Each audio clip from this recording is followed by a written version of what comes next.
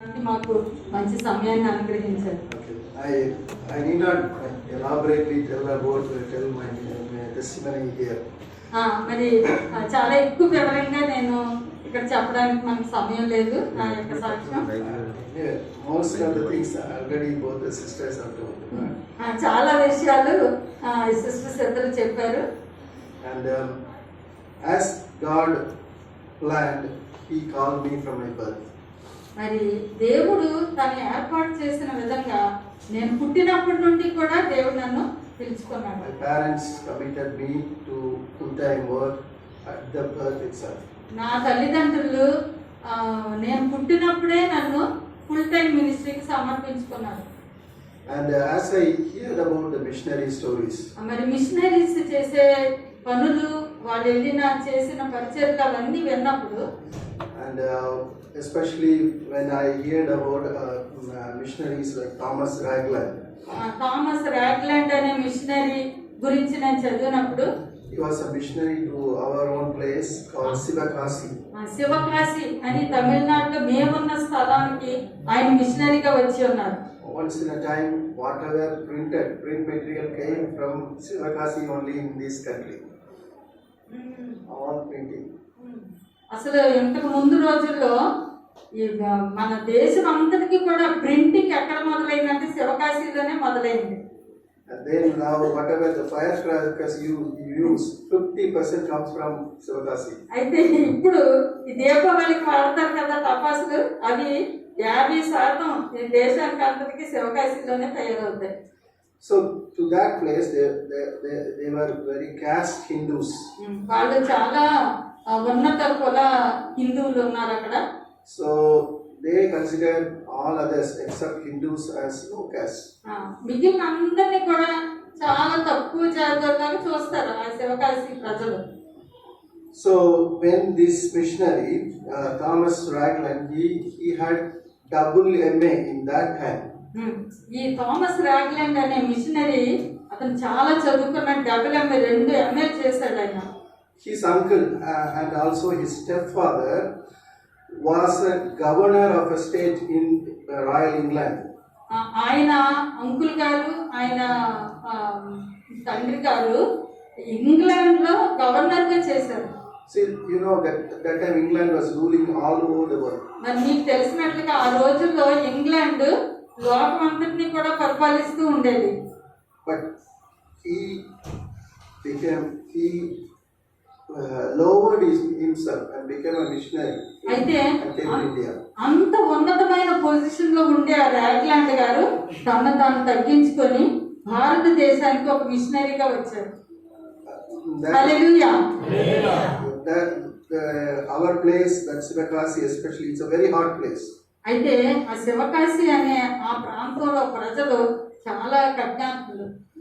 So when he gets thirsty, he used to ask the people water.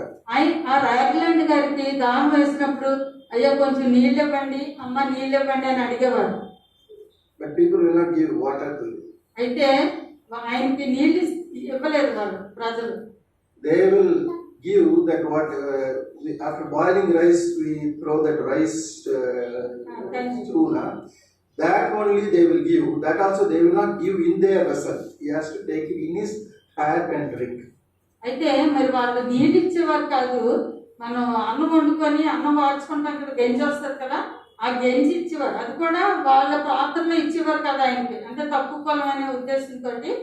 ఆయనకుండే ఆ cap ఉంది కదా, ఆయన దగ్గర ఏమి లేకపోతే ఆ క్యాప్ లో గంజి వేస్తే ఆ గంజి తాగేవారు ఆయన. Just imagine, a double MA, son of a governor, right? And he was like a beggar. He was taking the rice stool in his hat. ఆ రాగ్లాండ్ అనే ఆ మిషనరీ గారు ఇంగ్లాండ్ లో గవర్నర్ గారు కొడుకు, 2 ఎంఏ చదివిన, అంత ఉన్నత చదివిన వ్యక్తి ఇండియా దేశానికి వచ్చి ఒక భిక్షగాడిలాగా నీళ్లు కూడా దొరకపోతే ఆ హ్యాట్ లో అది ఏం చేసుకొని తాగే పరిస్థితి ఆలోచించండి. Such lives spoke with me. అలాంటి జీవితాలు, మిషనరీ జీవితాలు నా హృదయంతో మాట్లాడాయి. So by 10 years I committed myself to become a missionary. 10 సంవత్సరాలకే నా యొక్క జీవితాన్ని దేవునికి సమర్పించుకున్నాను మిషనరీగా అవ్వాలని. And then by 16, I recommitted my life and accepted Christ as my Savior. 16 సంవత్సరాలకి నా యొక్క ఆ తీర్మానం మళ్ళీ ప్రభుతో చేసి యేసుక్రీస్తు నా స్వంత రక్షకునిగా అంగీకరించాను. As my wife also told, although I loved Jesus, but I did not commit my life until 16 years. అయితే దేవుడు అంటే నాకు చాలా ప్రేమే, కానీ 16 సంవత్సరాల వరకు నేను ఆయన్ని రక్షకునిగా అంగీకరించలేదు, నా జీవితాన్ని ఆయనకి సమర్పించలేదు. So once I accepted Christ, my life totally changed. అయితే ఎప్పుడైతే యేసుక్రీస్తు నా స్వంత రక్షకునిగా అంగీకరించానో నా జీవితం సంపూర్తిగా మారిపోయింది. హల్లెలూయా. My total burden shifted towards the salvation of India. అయితే అప్పుడు దేవుడు నా హృదయంలో భారం పెట్టాడు. భారతదేశాన్ని రక్షింపబడాలి, భారతదేశ జనులందరూ రక్షింపబడాలనే భారంతో దేవుడు నన్ను నింపాడు. And that has never left me until today.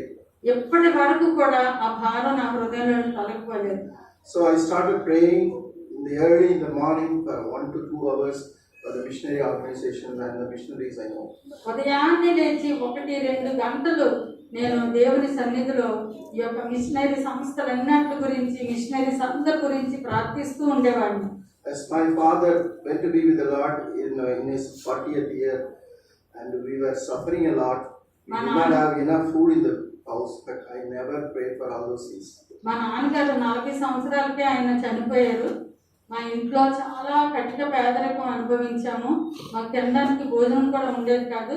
కానీ నేను దాని గురించి ప్రార్థన చేసేవాడిని కాదు, కానీ మిషనరీల కోసం, భారతదేశ రక్షణ కోసం ప్రార్థిస్తూ ఉండేవాడిని. I never even prayed for my studies. నా చదువుల నిమిత్తం కూడా నేను ప్రార్థన చేసుకోలేదు. I never asked God, Lord, you should make me pass or give me good marks. Never. I was worried about my studies. ప్రభువా నన్ను పాస్ చేయండి, నాకు మంచి మార్కులు రావాలని వాటి గురించి నేను ప్రార్థన చేసేవాడిని కాదు. My only prayer was that, Lord, this nation should accept you as Christ. ప్రభువా నా ఒకటే ప్రార్థన ఏంటంటే, ప్రభువా ఈ భారతదేశం అంతా కూడా నిన్ను తమ స్వంత రక్షకునిగా అంగీకరించాలి అనేదే నా ప్రార్థన. So, but God was giving all these blessings without even asking. అయితే నేను అడగకుండా కూడా దేవుడు ఈ యొక్క దీవెనలన్నీ నాకు ఇచ్చాడు. I could have chosen any professional course. God gave me seat in medical.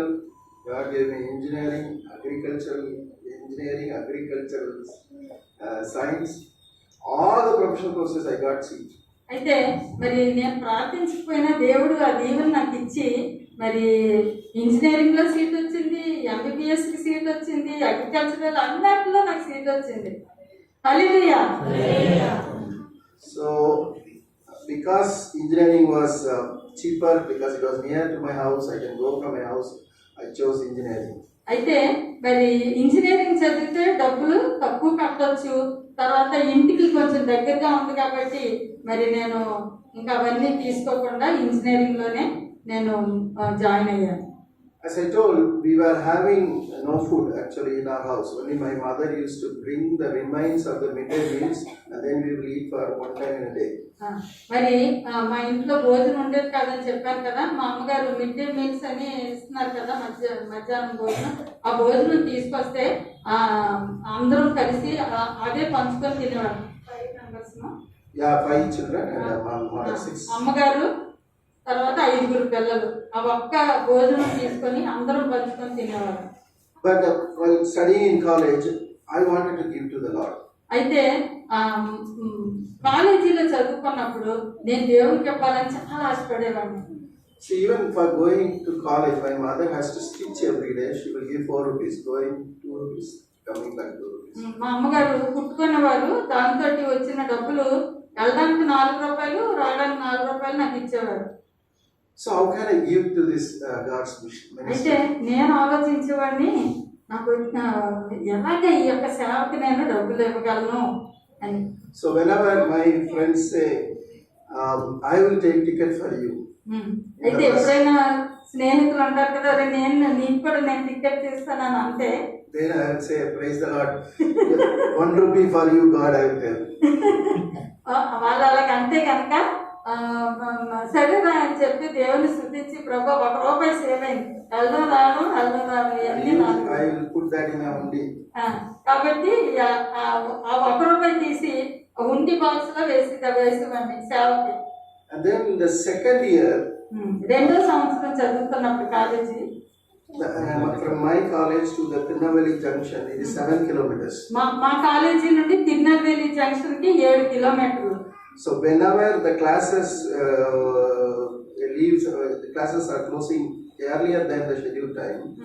ఎప్పుడైనా క్లాసులు లేకుండా సరే వెళ్ళిపోండి అని ఇంటికి వదిలేశారు అనుకోండి. So I used to walk that 7 kilometers. ఆ 7 కిలోమీటర్లు నడిచి ఇంటికి వచ్చేసేవాడిని. Then I will save that 1 rupee for missionary work. ఆ 1 రూపాయి మిషనరీ పరిచయకి సేవ్ చేసి ఆ హుండీలో వేసేవాడిని. So hallelujah, praise the Lord. I could save maybe 50 rupees, 60 rupees a month, like that. అలాగా నెలకి 50 రూపాయలు 60 రూపాయలు అలాగా కూర్చి మిషనరీ సంస్థకి ఇచ్చేవాడిని. Those days I used to pray to the Lord, if you are really blessing me, I need to give, not 50 rupees, 60 rupees. I need to give thousands and thousands to you. అయితే అప్పుడు ఏమని ప్రార్థన చేసేదాన్ని అంటే, ప్రభా మరి నేను ఇంకా నీకు ఇవ్వాలని ఇష్టపడుతున్నాను, 50-60 రూపాయలు కాదు, నెలకు వేలల్లో ఇవ్వాలి ప్రభా అని ప్రార్థన చేసేవాడిని. So God heard the prayers. దేవుడు ఆ ప్రార్థన ఆలకించి, so when we got married, I told my wife, we will not buy washing machine. అయితే మాకు వివాహం అయినప్పుడు నా భార్యతో చెప్పాను, వాషింగ్ మిషన్ కొనుక్కోము, మనం We will not have TV కొనుక్కోము, we will not buy a house or build a house of our own. మన ఇల్లు కొనుక్కోము, కట్టించుకోము సొంత ఇల్లు. Because I saw the community, these are the things that deviated them from giving to the Lord. అయితే మరి ఈ సమాజంలోని ప్రజల యొక్క జీవితాలు చూసినప్పుడు ఇలాంటివి కొనుక్కోవడానికి, దేవుని ప్రేమించడం, దేవుని సేవకి ఇవ్వడం అనేవి మానేస్తారు. ఇలాంటివి ఎప్పుడు చూసినా ఇవన్నీ కొనుక్కుందామని ఆశపడుతున్నారు. So we will live as simple as possible and we will give the most to the Lord. కాబట్టి మనం చాలా తక్కువ డబ్బులతో మనం జీవించి ఎక్కువ డబ్బులు సేవకి ఇద్దామని నా భార్యతో చెప్పాను. So we were able to give gladly to the Lord. ఆ విధంగా డబ్బులు సమకూర్చి దేవునికి సంతోషంతో ఇస్తూ ఉండేవాళ్ళం. Then when we became missionaries, as she told, our salaries are very low. Right? మేము మిషనరీస్ అయినప్పుడు జీతాలు చాలా తక్కువ ఉండేవి FMPలో. So, but I want that commitment to go on. అయితే నేను మాత్రం నా యొక్క ముందే అనుకున్న నిర్ణయం కొనసాగించడానికే ఇష్టపడ్డాను. So we prayed. We both took a decision. We prayed and we told we will not save even a single rupee in this salary. What FMPB gives. Save even a single rupee from FMPB salary. అయితే FMPB ఇచ్చిన ఆ డబ్బుల్లో 1 రూపాయి కూడా మనం వెనకేసుకోవద్దు అని మేమిద్దరం అనుకున్నాం. We will spend less and give whatever remains to the poor people, the needy people, and to the missionary organizations or needy churches. మరి ఈ 600 రూపాయల్లో ఎంత తక్కువ మనం మెయింటైన్ అవుతామో అంత తక్కువతో మనం ఖర్చు పెట్టుకొని ఎక్కువ డబ్బులు పేదలకి, అవసరాల్లో ఉన్న వాళ్ళకి, మిషనరీ సంస్థలకి, చర్చికి ఇద్దామని మేమిద్దరం కూడా నిర్ణయం చేసుకున్నాం. Even the Christmas gift, the FMPB, you people go for carol rounds and collect and give the money. Even the Christmas gifts we don't take. We give back to people who are in need. అయితే మరి FMPBలో machineries కి సంవత్సరానికి ఒకసారి Christmas gift ఇస్తారు. అది ఒక నెల జీతం అంతా సమానం ఉంటుంది జనరల్ గా. కానీ మేమిద్దరం ఏమనుకున్నాం అంటే ఆ క్రిస్మస్ గిఫ్ట్ సంవత్సరానికి వచ్చే ఆ గిఫ్ట్ కూడా మనం తీసుకోవద్దు, మనం మిషనరీ పరిచర్యకే దాన్ని ఇచ్చేద్దామని మేమిద్దరం అనుకున్నాం. So as my wife told, God never ever failed to meet our needs. నా భార్య చెప్పినట్లుగా దేవుడు మా యొక్క అవసరాలు ఎప్పుడు తీర్చకుండా మానలేదు, అన్ని అవసరాలు కూడా దేవుడు తీర్చాడు. My daughters studied whatever they wanted, right? మా కుమార్తెలు కూడా వాళ్ళు ఏమి చదవాలనుకున్నారో అవి చదవగలిగారు. The elder daughter She wanted to study engineering. She got a government college seat. మా పెద్ద కుమార్తె ఇంజనీరింగ్ అవ్వాలనుకుంది, తనకు మంచి గవర్నమెంట్ సీట్ వచ్చింది. Then for her masters, she went to again a government college in Anna University. అన్న యూనివర్సిటీలో government సీటే, మంచి తక్కువ డబ్బులతో చదివే సీట్. మరి పోస్ట్ గ్రాడ్యుయేషన్ కూడా సీట్ దేవుడు ఇచ్చాడు. She got a central government job also. తనకి సెంట్రల్ గవర్నమెంట్ ఉద్యోగం కూడా వచ్చింది. అయితే My అమ్మాయి రిజైన్ చేసి ఇప్పుడు పరిచయం చేస్తుంది హిమాచల్ ప్రదేశ్ లో. హల్లెలూయా. Okay. My younger daughter always she wanted from 10th standard, so she was telling I want to do medical research. మరి నా చిన్న కుమార్తె అయితే మెడికల్ రీసెర్చ్ చేయాలని 10th స్టాండర్డ్ నుండే అంటూ ఉండేది. Now God has blessed her. Now she is doing her medical research in Ramachandra Medical College. ఇప్పుడు రామచంద్ర మెడికల్ కాలేజ్ లో మెడికల్ రీసెర్చ్ చేస్తుంది ఆ పాప. And she cleared JRF, and so she will be earning a stipend every month, 30,000 rupees. తనకి ఇప్పుడు junior research fellowship దాంట్లో join అయింది. దానివల్ల తనకి నెలకి 30,000 రూపాయలు వస్తూ మళ్ళీ తన రీసెర్చ్ చేస్తూ చదువుతుంది. So God has blessed us, and there is nobody will lose by giving to the Lord, right? దేవునికి ఇవ్వడం ద్వారా ఎవ్వరు కూడా కోరుకోరు, దేవుడు దీవిస్తాడు వాళ్ళు. హల్లెలూయా.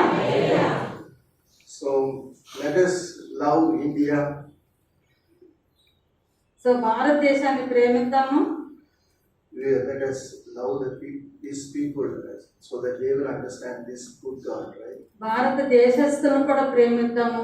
మరి వాళ్ళు ఈ గొప్ప దేవుని, ఈ మంచి దేవుని వాళ్ళందరూ కూడా తెలుసుకునేలాగా మనం ప్రార్థిద్దాం. Yeah, that is the vision of FMPB also. ఎఫ్ఎంపిబి యొక్క దర్శనం కూడా అదే, భారతదేశస్తులందరూ యేసు ప్రభువుని తెలుసుకోవాలి. To reach the unreached of this land with the gospel of Jesus Christ. యేసుక్రీస్తుని ఎక్కడైతే వినలేదో అలాంటి ప్రజల మధ్యకి యేసుక్రీస్తు యొక్క సువార్త తీసుకెళ్లే దర్శనంతో ఎఫ్ఎంపిబి ముందుకు సాగుతుంది. So we are working in 29 states of the country. ఈ యొక్క భారతదేశంలో 29 రాష్ట్రాల్లో ఎఫ్ఎంపిబి పరిచయం చేస్తుంది.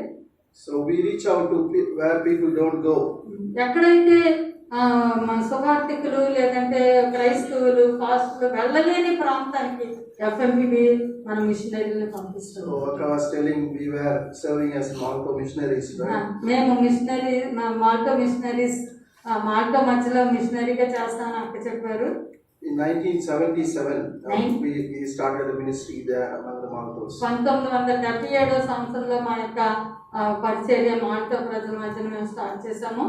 In those days, Maltos were dying en masse. ఆ రోజుల్లో మాల్టో ప్రజలు చాలా ఎక్కువ మంది చనిపోతూ ఉండేవారు. Through smallpox, many villages perished. Small pox అని ఒక మసూచి ఉండేది కదా, దాని వల్ల కొన్ని గ్రామాలే ప్రజలు చనిపోతూ ఉండేవారు. After that, malaria was very common among them. తర్వాత మలేరియా కూడా అక్కడ చాలా ఎక్కువ. So through the cerebral malaria, many people died. ఈ సెరిబ్రల్ మలేరియా అనేది ద్వారా అనేక మంది చనిపోతూ ఉండేవారు. When the missionaries reached out to the Maltos, మిషనరీలు ఆ మాల్టో ప్రజల దగ్గరికి వెళ్ళినప్పుడు every day they will see death in every village. ప్రతిరోజు ఒక మరణం చూస్తూనే ఉండేవారు వాళ్ళు. Our own 4 missionaries have died of malaria. FMPB missionaries కూడా 4 ఈ మలేరియా ద్వారా చనిపోయారు. But in spite of all these things, for the first 6 years, not even one Malto came to Christ. 6 సంవత్సరాలు ఈ విధంగా పరిచయం చేసిన ఒక్క మాల్టో వ్యక్తి కూడా యేసుక్రీస్తుని అంగీకరించలేదు.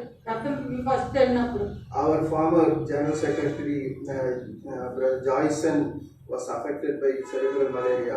ఇంతకు ముందు జనరల్ సెక్రటరీగా చేసిన జాయ్సన్ గారు కూడా ఈ సెరిబ్రల్ మలేరియా వచ్చింది. He lost his senses, right? He was mentally disturbed. ఆయనకి మానసికంగా చాలా వ్యాధి వచ్చింది. They took him by flight to South for treatment. అయితే మరి ఆయన ఫ్లైట్ లో తీసుకొచ్చి ఇక్కడ సౌత్ లో ట్రీట్మెంట్ కి తీసుకొచ్చారు. At that time, our mission leaders were telling, let us leave this place. This is only killing missionaries. There is no fruit. అయితే అప్పుడు ఈ ఎఫ్ఎంపిబికి నడిపిస్తున్న నాయకులు అంటే ఎఫ్ఎంపిబి మిషనరీలు కాదు, బయట వాళ్ళు సపోర్ట్ చేస్తున్న వాళ్ళు చెప్పారు, ఎందుకంటే మాల్టో ప్రజల మధ్య మిషనరీలు పంపిస్తున్నారు, ఒక్క మనిషి మారట్లేదు, పైగా పంపించిన మిషనరీలు అందరూ కూడా చనిపోతున్నారు. ఎందుకు ఇంక అక్కడ పరిచర్య ఆపేయండి అని చెప్పాడు. But the missionaries working there, some few people, 10 people were there. ఆ రోజుల్లో మాల్టో ప్రజల మధ్యన 10 మంది మన మిషనరీలు పనిచేస్తూ ఉండేవారు. They told, if we die, let us die here. వాళ్ళు ఏమన్నారంటే, ఒకవేళ చచ్చిపోతే ఇక్కడే చనిపోతాం, మేము వెనక్కి రామని చెప్పారు. హల్లెలూయా. We came to die, not to live. మేము ఇక్కడికి వచ్చిందే చనిపోవడానికి వచ్చాం, జీవించడానికి రాలేదు అని మిషనరీలు చెప్పారు. So because of such commitment, అటువంటి గొప్ప త్యాగం, ఆ యొక్క సమర్పణ ద్వారా today 60,000 people have come to Christ from among Maltos. ఈ రోజు 60,000 మంది మాల్టో ప్రజలు రక్షించబడ్డారు. హల్లెలూయా. Because of this Malto revival, the Santal, another tribe living near them, among them we have 1,15,000 converts. ఈ మాల్టో ప్రజల్లో వచ్చిన ఈ గొప్ప ఉద్యమం చూసి సంతాలి ప్రజలనే పక్క వాళ్ళు కూడా మాకు మిషనరీలు పంపండి అన్నారు. వాళ్ళలో కూడా మనం పరిచయం స్టార్ట్ చేసాం. ఇప్పుడు 1,15,000 మంది అక్కడ మనకు విశ్వాసులు ఉన్నారు. హల్లెలూయా. The church is growing very strong still. అక్కడ ఆ యొక్క సంఘం కూడా చాలా బలంగా ఎదుగుతుంది. God wants such brave people from you.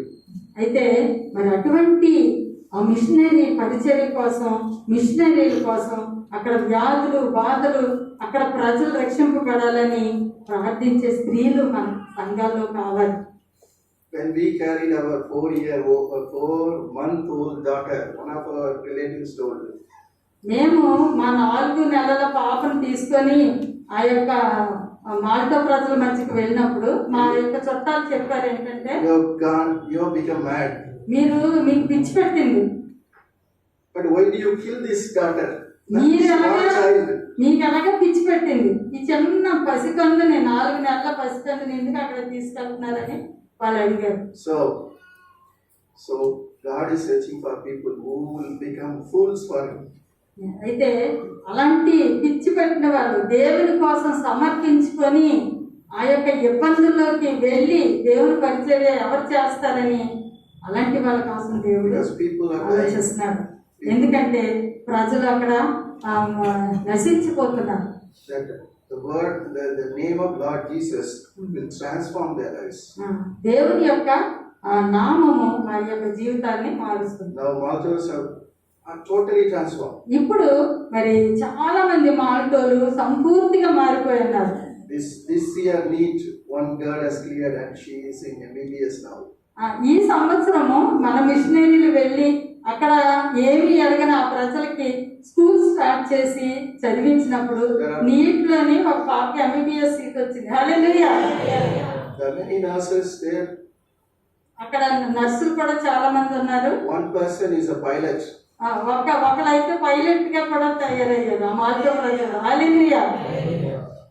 So many communities are looking for such people who will bring the Messiah to them. అయితే మాల్టో లాంటి ఇంకా అనేక మంది జాతులకి అసలు యేసు ప్రభు అంటే ఎవరో తెలియని జాతులు ఇంకా అనేకమైన భారతదేశంలో ఉన్నాయి.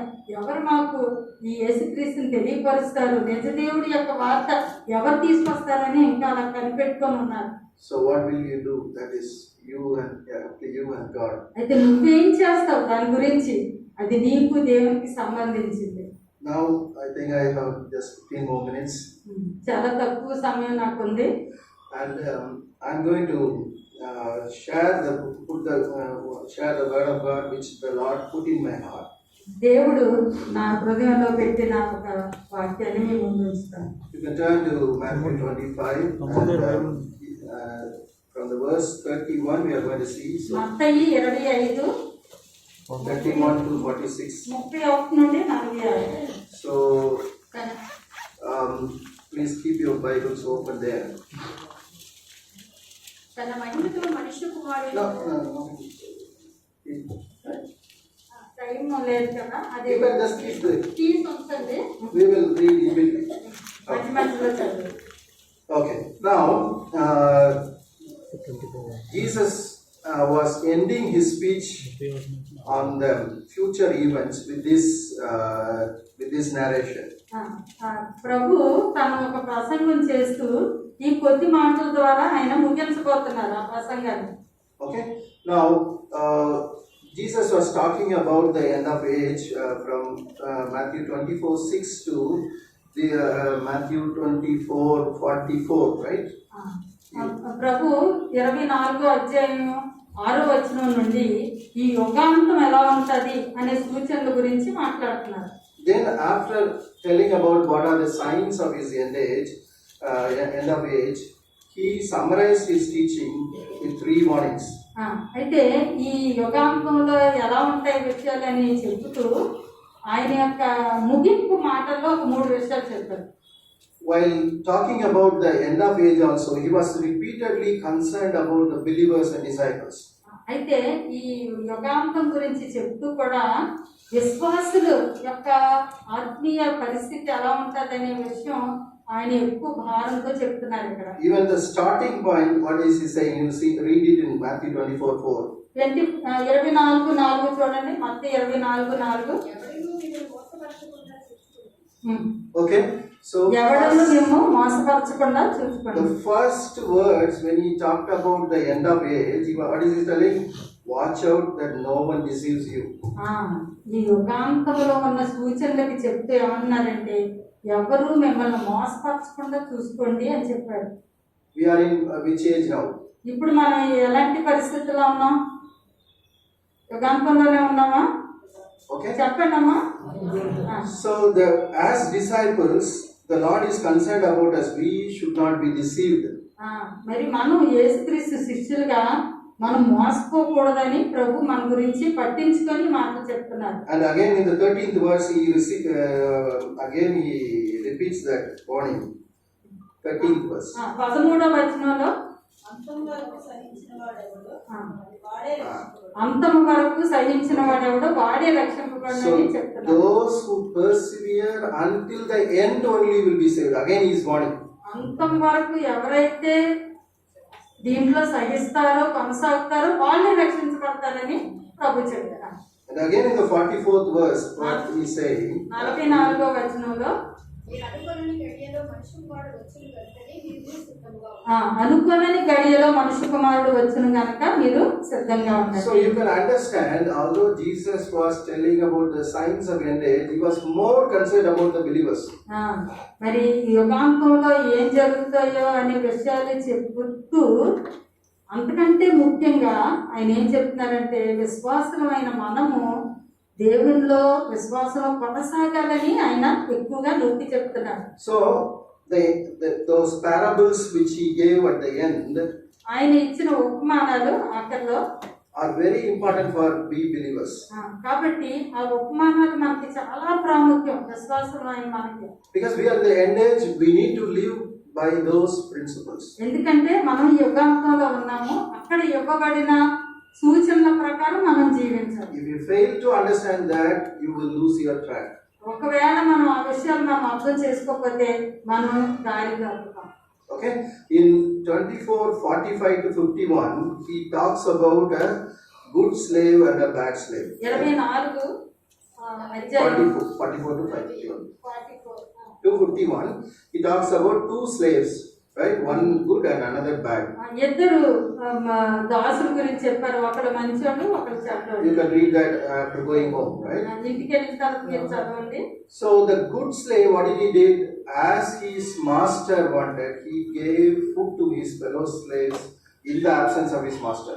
మంచి దాసుడు ఏం చేశాడంటే వాళ్ళ యజమానులు లేకపోయినప్పటికీ అక్కడ ఉన్న ప్రజలకి ఆ ఇంట్లో ఉన్న వాళ్ళ వ్యక్తులకి భోజనం పెట్టాడు.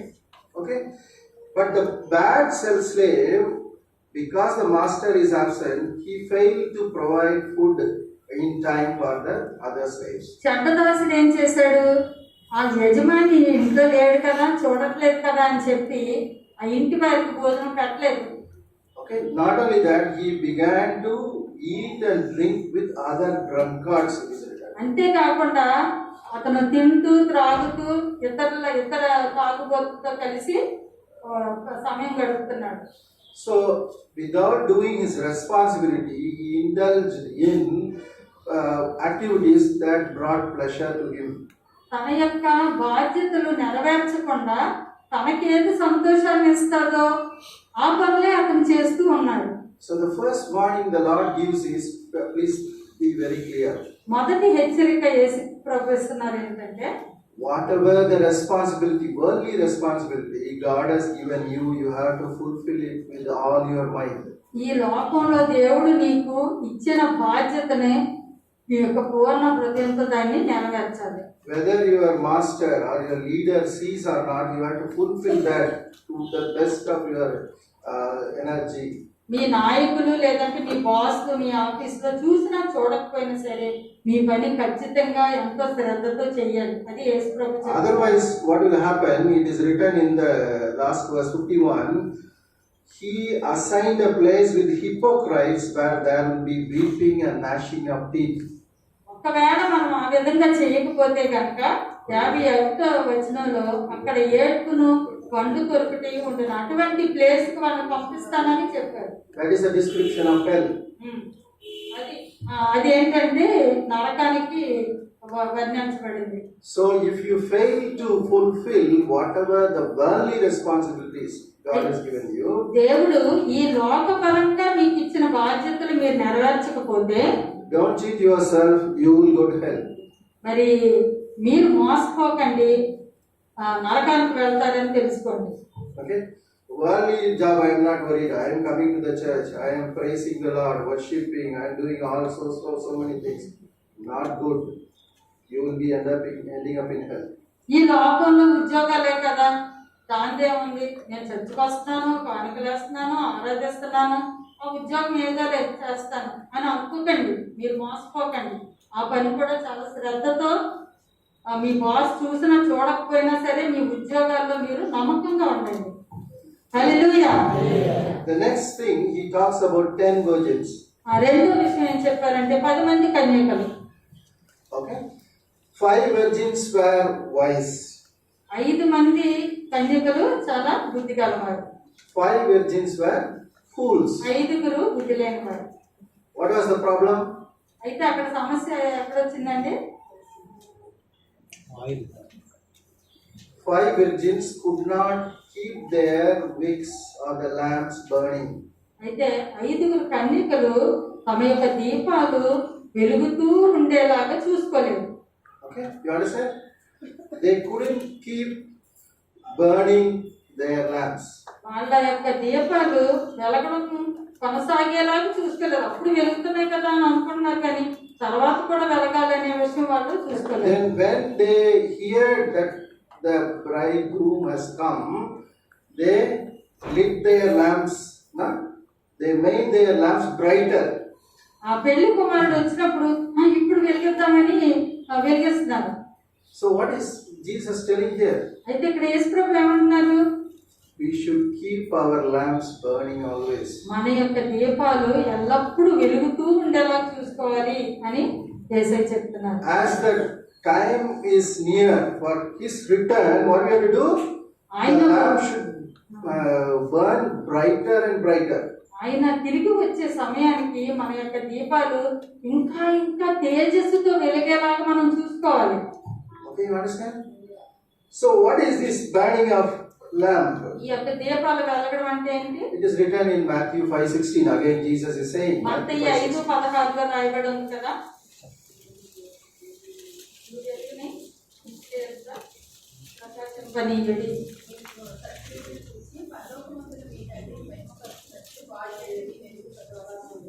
ఈ సత్క్రియలను చూసి పరలోకమందున్న తండ్రి మహిమపరచబడినట్లు వారి ఎదుట నీ వెలుగు ప్రకాశించు. So your deeds should reveal the heavenly Father to the community that is surrounding you. మీరు చేస్తున్న పనులు దేవుని యొక్క వెలుగుని చూపించాలి. మీరు ఉన్న మీ యొక్క ఇరుగు పొరుగు మధ్యన, మీ ఆఫీస్లో మీ టేబుల్ మధ్యన మిగిలిన వాళ్ళు మీరు చేస్తున్న పనులను బట్టి మీ పరలోక తండ్రిని చూడాలి వాళ్ళు. You understand? The first parable he told, you should do your worldly responsibilities. First ఏంటంటే మీ యొక్క లోకపరంగా దేవుడు ఇచ్చిన బాధ్యతను శ్రద్ధగా చేయాలి. the second parable he told that your deed should reveal them who is Heavenly Father. మీ యొక్క పనులు మీ పరలోక తండ్రి ఎవరో చుట్టుపక్కల తెలుసుకునేటట్లుగా మీ పనులు మీరు చేస్తున్న క్రియలు ఉంటారు. If you don't do that, what will happen? The same thing what అలా happened to చేయకపోతే the కనుక scriptures will happen. అలా చేయకపోతే So he told them, I don't know you, he told. ఇప్పుడు ఆ కన్యకలతో ఏమన్నారంటే మిమ్మల్ని నేను అన్నాను In the 12th verse of 22nd chapter, right? 25లో 12లో ఏమన్నారు చూడండి. మిమ్మల్ని ఎరుగుదనని నేను మీతో నిశ్చయముగా చెప్తున్నాను. What does that mean? You will end up in hell. అంటే ఏంటంటే మనం నరకానికి వెళ్ళిపోవాల్సి వస్తుంది. Then the third parable, మూడవ ఉపమానం ఏంటి? it talks about 3 servants, right? ముగ్గురు దాసుల గురించి రాయబడింది. One got 5 talents, ఒకనికి 5 తలాంతులు, another 2, another 1. ఇంకొకరికి 2, ఇంకొకరికి 1. Talent is talking about huge money. Talent అంటే చెప్పాలంటే అది చాలా ఎక్కువ ధనం. In this time, 1 talent is equivalent to about 70 crores. ఈ రోజుల్లో ఒక టాలెంట్ అంటే 70 కోట్లకు సమానమైన విలువ. So one person got 350 crores worth property. ఒక వ్యక్తికి 350 కోట్ల ఆస్తి వచ్చింది. Another person got 40 crores. ఇంకొకరికి 40 కోట్లు, Another got 70 crores. ఇంకొకరికి 70 కోట్లు. 140. Now we know that the last servant was called by the Lord as wicked servant, right? ఆఖరి దాసుని ప్రభు ఏమని చెప్పారు? సోమరివైన చెడ్డ దాసుడా అని చెప్పారు. Why? He did not use his resources for the building of kingdom, for the income of his master, right? అయితే ఎందుకు అలాగే అన్నారు చెడ్డ దాసుడా అని అంటే అతడు దేవుని యొక్క రాజ్యం కట్టబడడానికి అతను తనకున్న ఆ యొక్క వనరులు ఉపయోగించలేదు. That's what we are discussing here now, just before. అదే మనం మాట్లాడుకుంటున్నాం. How are you going to use your time? మీ యొక్క సమయాన్ని దేవుడి కోసం ఎలాగా ఖర్చు How పెట్టాలని, are you going to use your talent and abilities? మీ యొక్క తలాంతులు మీకున్న ఇవి అన్ని కూడా దేవుడి కోసం ఎలాగా ఖర్చు పెట్టాలనుకుంటున్నారు? How will you use your treasure? మీకున్న ధనాన్ని దేవుడి కోసం ఎలాగ ఉపయోగించాలనుకుంటున్నారు?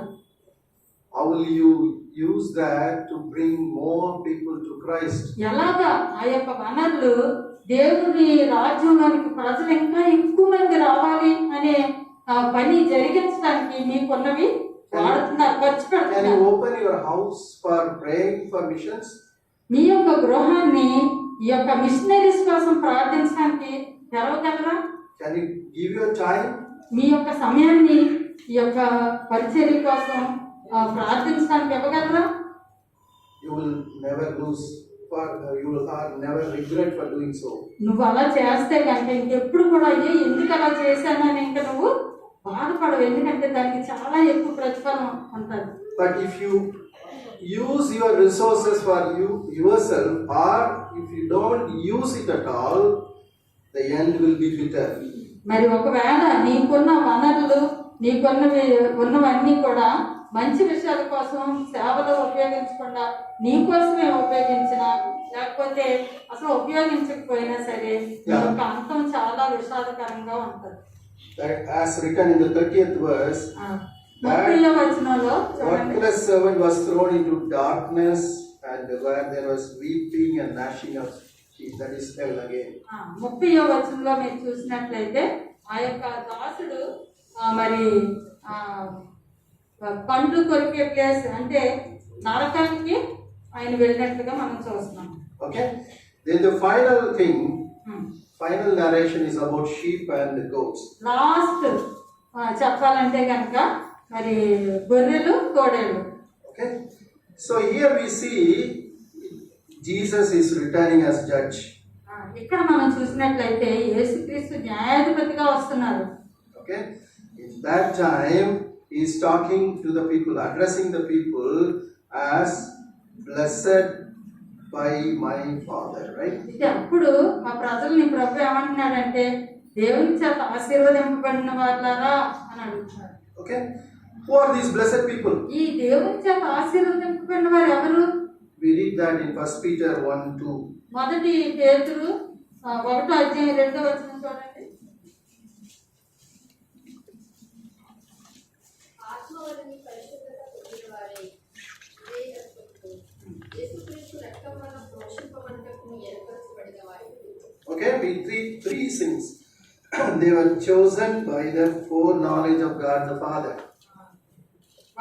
వాళ్ళు దేవుని భవిష్యత్ జ్ఞానమును బట్టి ఏర్పరచబడ్డారు. Then they were sanctified by the Holy Spirit. దేవుని యొక్క పరిశుద్ధాత్మ ద్వారా వాళ్ళు పరిశుద్ధపరచబడ్డారు.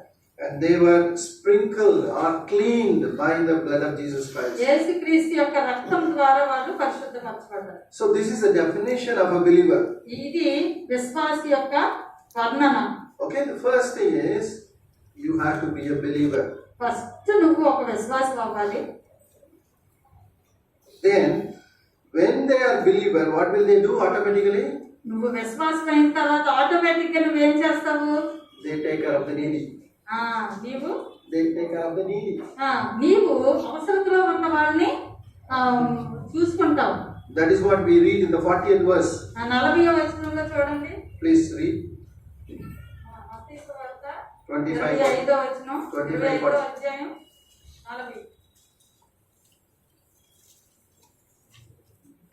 అందుకు రాజు, మిక్కిలి అల్పులైన ఈ నా సహోదరులను ఒకరికి మీరు చేసిద్దరు కనుక నాకు చేసిద్దరని నిశ్చయముగా మీతో చెప్పుతున్నానని వారితో అన్నాను. Okay, you understand? We are all sisters and brothers of Jesus Christ. That's what Hebrews 2:10-12 says. You can read it later. Okay? మనందరం కూడా దేవునిలో సహోదరి సహోదరులం. So the first priority, Jesus is saying, if you are a believer, what will you do? You will help your brothers and sisters in need. నీవు విశ్వాసం అయితే గనక నీ యొక్క సహోదరి సహోదరులకు నువ్వు సహాయం చేస్తావు అవసరంలో ఉన్న వారికి. Okay? Those brothers and sisters include those missionaries who are working away. ఆ సహోదరి సహోదరులు అంటే మన సొంత అన్నదమ్ములే కాదు, మరి మిషన్ ఫీల్డ్ లో పరిచర్య చేస్తున్న మిషనరీలు కూడా ఆలకే వస్తారు. But many times we don't help them. కానీ వాళ్ళకి మనం చాలా సార్లు వాళ్ళకి ఏమి సహాయం చేయం. So what is the mistake there? అక్కడ మనం చేస్తే తప్పు ఏంటండి? We are not able to see the people who are in need as Jesus in need. That's the problem. అయితే అవసరతలో ఉన్న వాళ్ళని యేసు ప్రభువే అవసరతలో ఉన్నాడు అనే దృష్టితో మనం చూడట్లేదు. Okay. వాళ్ళు ఏదో బాగోలేదులే మనకెందుకు అని అనుకుంటున్నాం, కానీ అవసరతలో ఉన్న వాళ్ళు యేసు ప్రభువే ఈ అవసరతలో ఉన్నాడు అని మనం చూస్తే కనుక అమ్మో యేసు ప్రభుకి అయితే అందరం చేస్తాం కదా, అలాగే అనుకోవట్లేదు మనం. Many times I am not able to help my wife. కొన్నిసార్లు నేను నా భార్యకి సహాయం చేయలేకపోతున్నాను. Why the mistake? Same mistake. I am not able to see that Jesus is in need. మరి ఆమె ఒక సహాయం కోరుకున్నప్పుడు యేసుక్రీస్తే సహాయం కోరుకుంటున్నాడు అనే దృష్టి నాకు కొన్నిసార్లు ఉండదు. So change your attitude. కాబట్టి నీ యొక్క ఉద్దేశాన్ని నీ వైఖరిని మార్చుకో. Start looking at those Christian brothers and sisters who are in need as Jesus in need. నీ యొక్క క్రైస్తవ సహోదరి సహోదరులు ఎవరైనా అవసరతలో ఉంటే కనుక యేసయ్యే అవసరతలో ఉన్నాడు అనే దృష్టి నువ్వు తెచ్చుకో. That is very, very much needed here. You understand? అది చాలా అవసరం ఇక్కడ ఈ వాక్యం. Because those who failed to enter heaven, they lost because they did not help. That's what Jesus is saying in the 44th verse. 44th verse. 44వ వచనంలో 45. 45. అందుకు ఆయన మిక్కిలి అల్పులైన వీరిలో ఒకరికైనాను మీరు ఎలాగ చేయలేదు కనుక నాకు చేయలేదని మీతో నిశ్చయముగా చెప్పుచున్నాను. సో మరి చాలా విషయాలు మనం విన్నాము. మనం అనుకుంటాము మన ఉద్యోగాలు చేయడంలో అవి పర్లేదులే, ఎవరు చూడలేదు, బాస్ కూడా దగ్గర లేరు, మన ఇష్టం వచ్చినట్టు టైం వేస్ట్ చేయొచ్చు అనుకుంటాం. కానీ అది పరలోకపు తండ్రి చూస్తున్నాడని తెలుసుకొని మన ఉద్యోగంలో అది నువ్వు టీచర్ అవ్వచ్చు, బ్యాంకులో ఎంప్లాయీ అవ్వచ్చు, ఒక మాస్టర్ అవ్వచ్చు, లేదంటే పని చేసుకొని వాళ్ళ ఎవరైనా సరే ఆ పని శ్రద్ధగా చేయాలని దేవుడు కోరుతున్నాడు. అంతేకాకుండా చుట్టుపక్కల అవసరతలో ఉన్న వాళ్ళని యేసయ్యే అంటే మన సహోదరుల్ని చూసి యేసయ్యే నీటిలో ఉన్నారు, సహాయం కోరుతున్నాడని ఆ దృష్టితో చూసినప్పుడు వాళ్ళకి నువ్వు సహాయం చేయగలవు. అలాగే మన యొక్క దీపాలు మండుతూ ఉండనియాలని చెప్పారు. కాబట్టి ఈ 3 విషయాలు మనం తెలుసుకొని అది ఆలోచించుకొని మనం ప్రార్థన చేసుకుందాము. ప్రభువా నీకు వందనాలు తండ్రి, స్తోత్రాలు తండ్రి. ఇంతవరకు ప్రభువా మరి నాయన నీ యొక్క నామ మహిమార్థమై తండ్రి ఈ జీవితాన్ని ఎలాగైతే నువ్వు వాడుకున్నావో ప్రభువా, ఉన్నతమైన స్థితి నుండి వారిని సేవకు పిలిచి నీ యొక్క ప్రజలైన మాల్టో ప్రజలు మారుమూల ప్రాంతాల్లో ఆయన మరి తండ్రి మరి అనారోగ్య పరిస్థితుల్లో కొట్టుమిట్టాడుతున్న ప్రజల మధ్యకి నీ బిడ్డల్ని పంపించి ఎలాగైతే నీ ప్రేమను వారికి కనపరిచారో అవన్నీ మేము విన్నాం ప్రభా. నీకు వందనాలు, స్తోత్రాలు ప్రభా. అలాగే నీ వాక్యాన్ని బట్టి కూడా మీకు వందనాలు చెల్లిస్తున్నాం తండ్రి.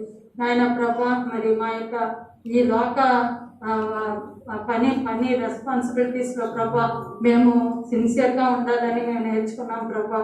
అలాగే తండ్రి మరి ఎవరైతే నాయన మరి క్రైస్తవ సహోదరుల అవసరతలో ఉన్నారు, వాళ్ళకి క్రీస్తే అవసరతలో ఉన్నాడనే దృష్టి మాకు కలిగి చేయండి ప్రభా. మేము బాగానే ఉన్నామని అనుకునే పరిస్థితి నుండి విడిపించండి ప్రభా. అలాగే తండ్రి నాయన మరి తండ్రి నాయన బుద్ధి లేని కన్యకల వలె కాకుండా తండ్రి బుద్ధి కలిగిన కన్యకల వలె మా దీపాలు వెలుగుచు నాయన మేము చేసే పనుల ద్వారా మా చుట్టుపక్కల వాళ్ళందరూ నిన్ను తెలుసుకునేటట్లు మా యొక్క క్రియలు ప్రకాశించేటట్లు సహాయం చేయండి. ఆయన యొక్క వాక్యాన్ని దీవించండి, పాస్టర్ గారిని దీవించండి, పెద్దలను దీవించండి ప్రభా. మరి సంఘ సభ్యులను అందరూ కూడా దీవించండి, వారి అవసరాలన్నీ తీర్చండి. యేసు నామములో వేడుకొంచున్నాం తండ్రి, ఆమేన్.